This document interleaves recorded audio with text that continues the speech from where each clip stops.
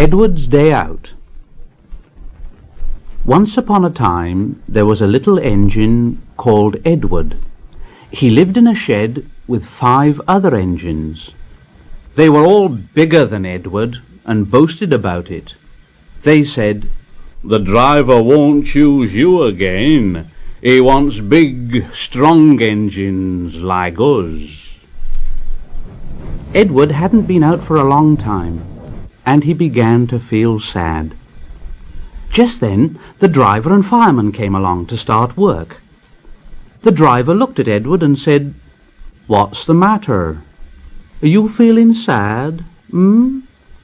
Would you like to come out today?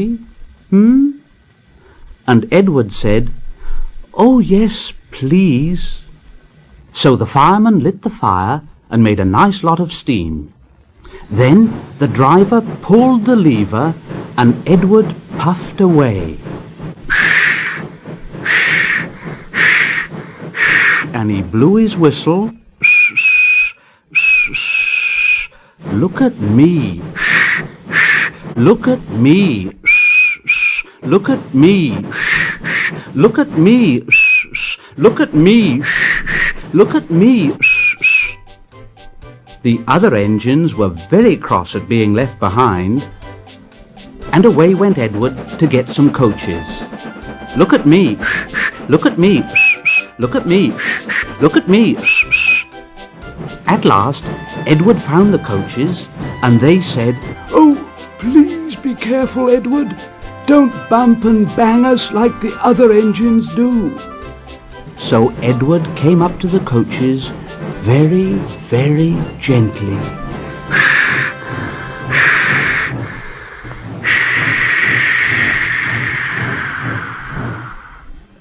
And the shunter fastened the coupling. The coaches were very pleased. "Thank you, Edward. That was kind. We are glad you're taking us today." Then they went to the station where the people were waiting. "Here we are. Here we are.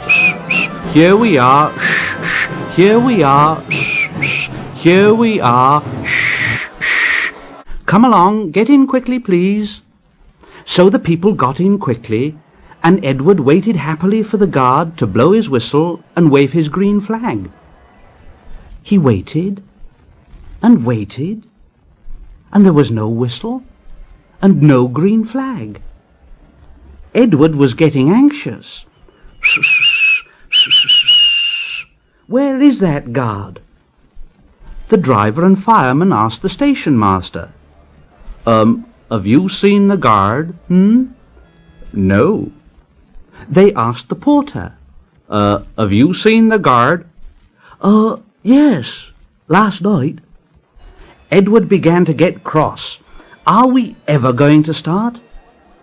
Just then a little boy shouted, "Here he comes!"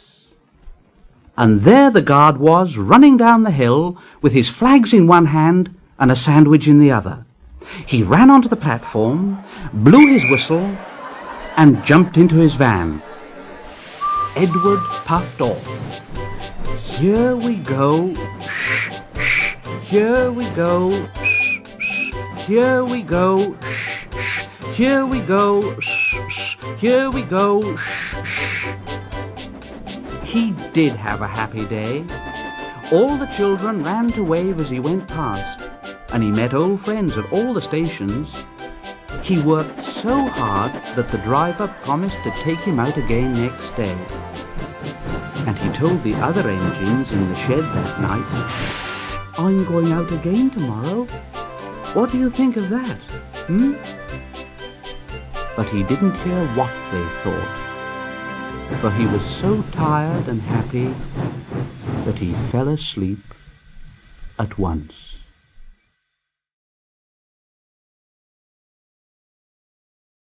Edward and Gordon. One of the engines in Edward's shed was called Gordon. He was very big and very proud. "You watch me this afternoon, little Edward. When I rush through with the express, that'll be a splendid sight for you." Just then His driver pulled the lever. Goodbye, little Edward. Look out for me this afternoon.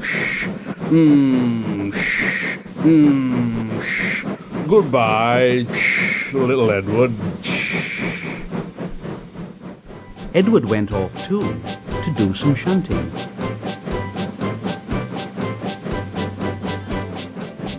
Edward liked shunting. It was fun playing with trucks. He would come up quietly and give them a quick pull, and the trucks would scream out, "Oh, oh, oh, Oh, oh, oh, oh. Oh, whatever's happening?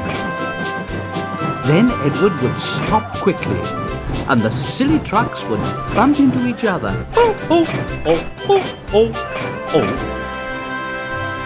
Edward pushed them until they were running nicely, and when they weren't expecting it, he would stop.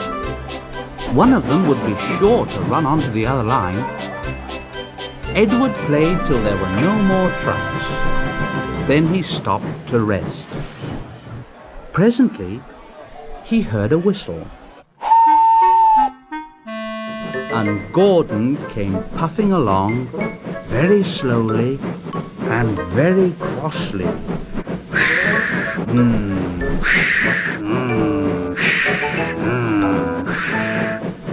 Instead of nice shining coaches, he was pulling a lot of very dirty coal trucks. A goods train. A goods train. The shame of it. The shame of it. The shame of it. Oh dear. Oh dear. He went slowly through with the trucks clattering and banging behind him. Edward laughed and went to find some more trucks. Soon afterwards, a porter came and spoke to Edward's driver. "Yeah, Gordon can't get up the hill. Will you take Edward and push him, please?" They found Gordon halfway up the hill, and he was very cross. His driver and fireman were talking to him severely. "You're not trying, Gordon. You're not trying at all." And Gordon said, I can't do it. I can't do it. The noisy trucks hold an engine back so. If they were coaches now, clean, sensible things that come quietly, that would be different. Edward's driver came up. "Here, we've come to push you." "Oh, it's no use at all." "Well, you wait and see." They brought the train back to the bottom of the hill. Edward came up behind the brake van. "I'm ready." "It's no good." The guard blew his whistle, and they pulled and pushed as hard as they could. Gordon pulled. I can't do it. I can't do it. Edward pushed. "I will do it. I will do it."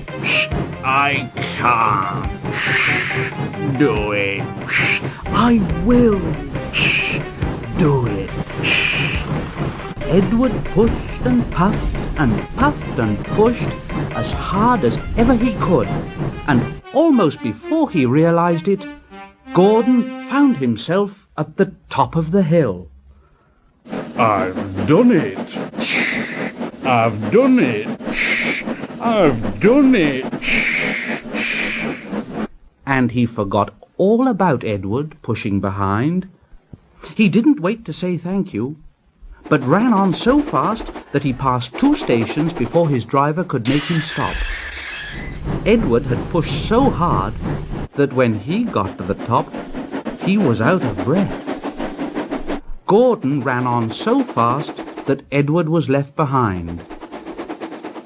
He ran on to the next station, and there the driver and fireman said they were very pleased with him. The fireman gave him a nice long drink.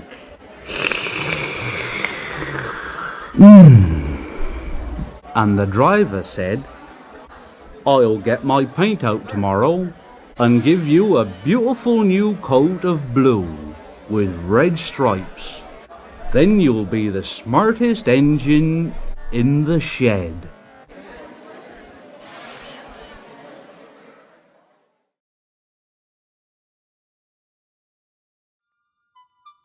The sad story of Henry.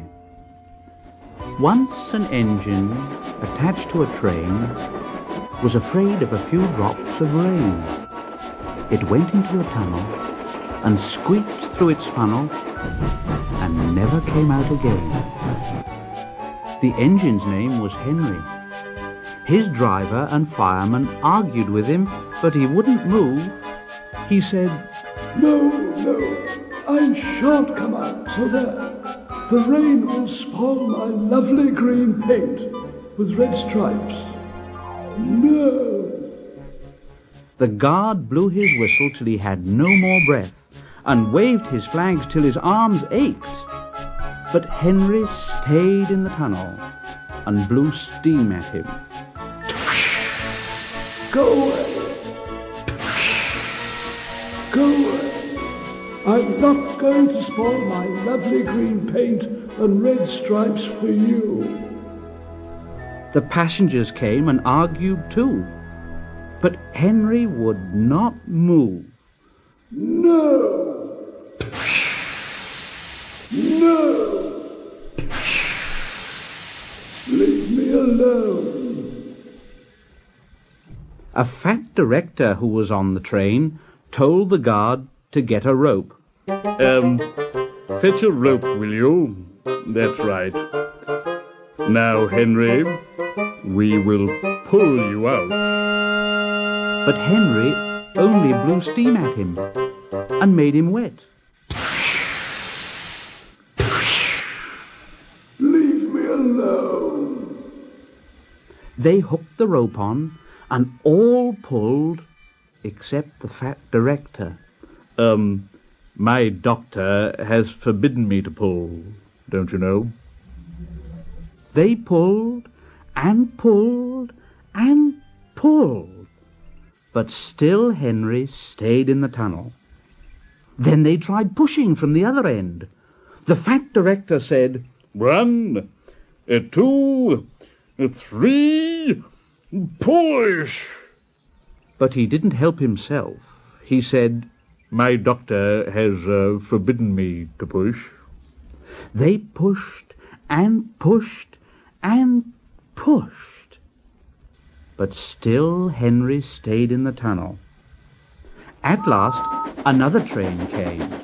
The guard waved his red flag and stopped it. The 2 engine drivers, the 2 firemen, and the 2 guards went and argued with Henry. "Look, Henry, it's stopped raining." Yes, but it'll begin again soon, and what would become of my green paint with red stripes then? So they brought the other engine up, and it pushed and puffed.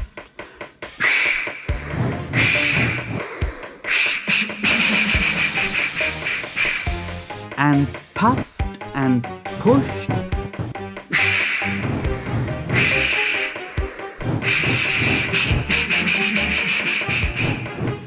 As hard as ever it could. But still Henry stayed in the tunnel. So they gave it up, and the fat director told Henry, We shall leave you there for always and always and always. They cut a new tunnel through the hill, they took up the old rails, and they built a big brick wall in front of Henry. Now Henry can't get out, and he watches the trains rushing through the new tunnel. He's very sad because no one will ever see his lovely green paint with red stripes again. But I think he deserved it, don't you?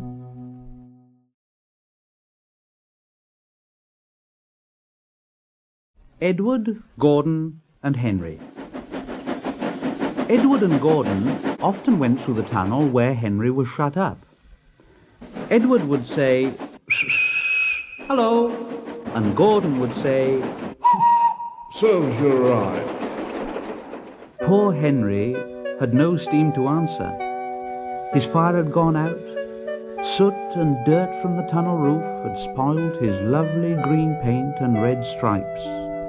He was cold and unhappy and wanted to come out and pull trains too. Gordon always pulled the express. He was proud of being the only engine strong enough to do it.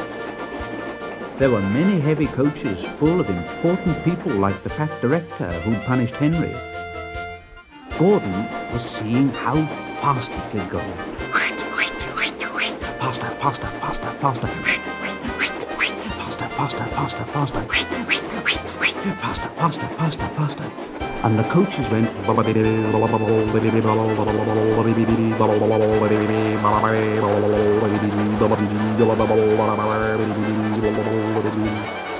Gordon could see Henry's tunnel in front and thought to himself, In a minute, I'll just go at Henry and rush through and out into the open again. closer and closer he came. He was almost there when... Oh dear! Oh, what's happened?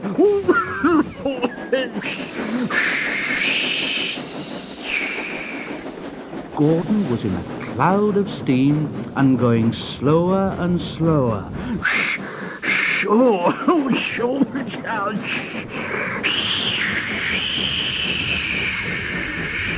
His driver stopped the train.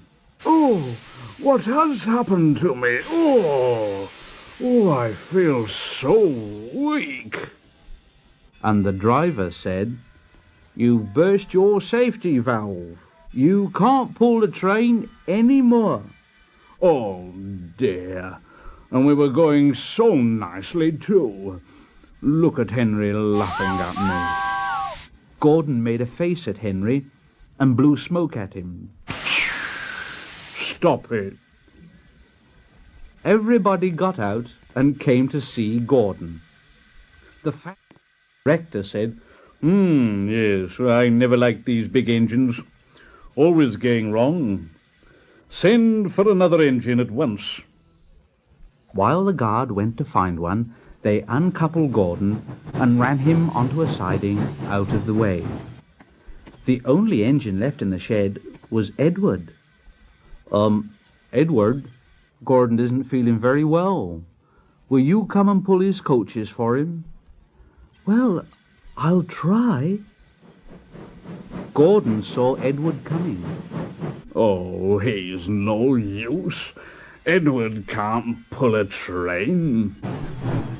Edward puffed and pulled and pulled and puffed, but he couldn't move the heavy coaches. I told you so. Why not let Henry try, And the fat director said, "All right, I will.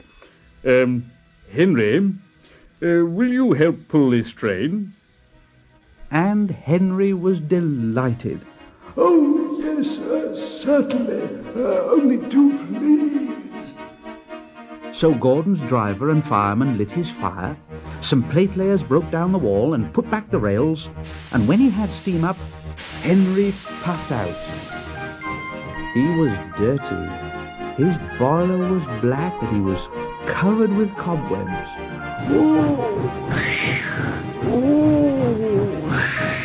I'm so stiff. I'm so stiff. You'd better have a run and ease your joints and find a turntable. Henry came back feeling much better, and they put him in front. Edward said, "I'm ready." So am I. Pull hard. Pull hard. "We'll do it. We'll do it. Pull hard. We'll do it." The heavy coaches jerked and began to move, slowly at first, then faster and faster. We've done it together. We've done it together. We've done it together. We've done it together. Hooray, you've done it! Hooray, you've done it! Hooray, you've done it! All the passengers were so excited, the fat director leaned out of the window to wave to Edward and Henry, but the train was going so fast that his hat flew off into a field where a goat ate it for his tea. They never stopped till they came to the big station at the end of the line.